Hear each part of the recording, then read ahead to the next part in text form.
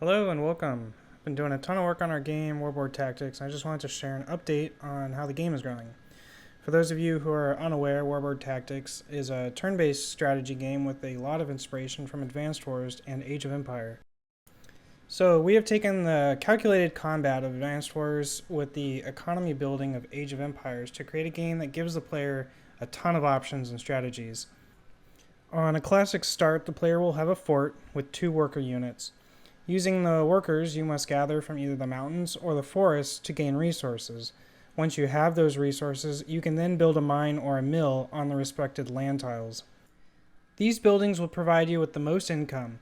Villages, once built, will increase your gold income and can be upgraded into the various other options, which are the guild buildings, and they will give you access to more powerful units, while the fort can be upgraded into the castle, giving you extra gold income for each upgrade.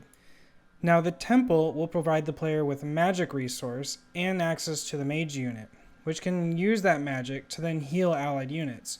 In the future, when we have the commanders as playable units, they will be available in the castle. Now, if you're familiar with Advanced Wars or Wargroove, you'll know that each unit has a crit condition.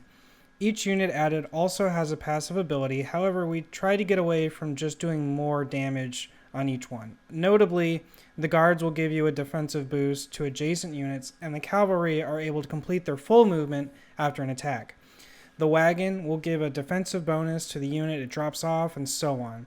As you can see in the playthrough, anything around the guards will display a blue shield indicator to show a defensive boost to the surrounding units.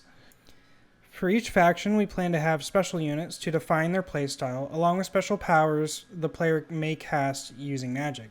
Now, we don't take advantage of magic in this run because it doesn't do anything. I haven't added it yet. And on such a small map, you'll see our early games are very similar. It's fun to see how diverse a match can be even without all the special units. My opponent and I are both playing with the same pool of options and units, and it's still different how we go about the turn order and what we're building first. I think the last time I shut off the game, we didn't have any animations or even the table background. It's hard to remember everything. I ended up sitting down and trying to figure out if I just want to work on the game or try and make a video, and I always choose to just end up working. So that's why I haven't put out too many videos. I'm going to try and work on it though. My schedule's pretty busy right now, and making videos is not something I like doing. We're hoping in the future to launch a Kickstarter to support the growth of the game full-time, because it needs a lot more work. We want to not only add the rest of the faction abilities and units, but also have a full campaign for people to play through. So that's really all I had to say in this video. If you have any questions about the game, I'll try to address them in another video. There is no winner in this run-through right now because we found enough bugs really to call it. But enjoy watching the rest of the sped up video, and thanks for watching.